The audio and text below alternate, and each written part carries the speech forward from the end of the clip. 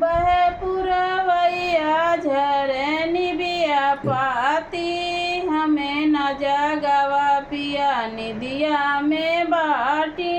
हमें न जगावा पिया निदिया में बानी हमें ना जगावा पिया निदिया में बानी, हमें न जगावा पिया निदिया में बानी हमें ना जगावा पिया सोने की थाली में जेवना परोसलो, सोने की थाली में जेवना परसलो सोने की थाली में जेवना परोसी, सोने के थाली में जेवना परोसी अरे जेवना न जेई जरा दिया बाती, हमें न जगावा पिया निदिया में बानी, हमें न जगावा पिया पिया निदिया में बानी हमें ना जगावा पिया निदिया में बाटी, हमें न जगावा पिया पिया निदिया में बानी हमें ना जगावा पिया बहे पुरवैया झरे निबिया पाती,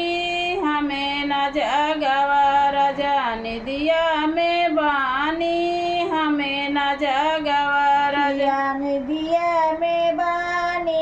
हमें ना जगावा राजा निदिया में बानी, हमें न जगावा राजा निदिया में बानी हमें ना जगावा राजा झरे झरियावा गंगा जल पानी, जजरे झरिया गंगा जल पानी झरे झरियावा गंगा जल पानी, जजरे झरिया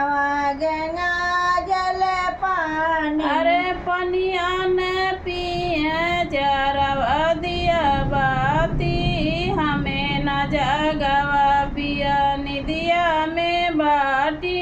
हमें न जगावा पिया पिया निदिया में बानी हमें ना जगावा पिया निदिया में बानी, हमें न जगावा पिया पिया निदिया में बानी हमें ना जगावा पिया बहे पुरवैया झरे निबिया पाती, हमें न जगावा राजा निदिया में बानी, हमें न जगावा राजा निदिया में बानी हमें ना जगावा राजा निदिया में बानी,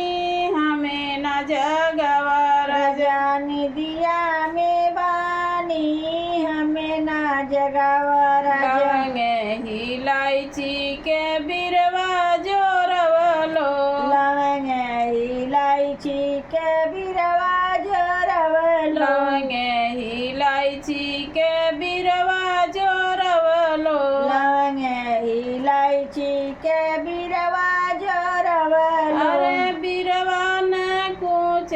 जरावा दिया बाती, हमें न जगावा पिया निदिया में बानी, हमें न जगावा पिया निदिया में बानी हमें ना जगावा पिया निदिया में बानी, हमें न जगावा पिया पिया निदिया में बानी हमें ना जगावा पिया बहे पुरवैया झरे निबिया पाती, हमें न जगावा राजा निदिया में बानी, हमें न जगावा राजा निदिया में बानी हमें ना जगावा राजा निदिया में बानी, हमें न जगावा राजा निदिया में बानी हमें ना जगावा राजा हजारे कैसे जल गवलो, फुलवा हजारे कैसे जल गवलो हजारे कैसे जल गवलो, फुलवा हजारे कैसे जल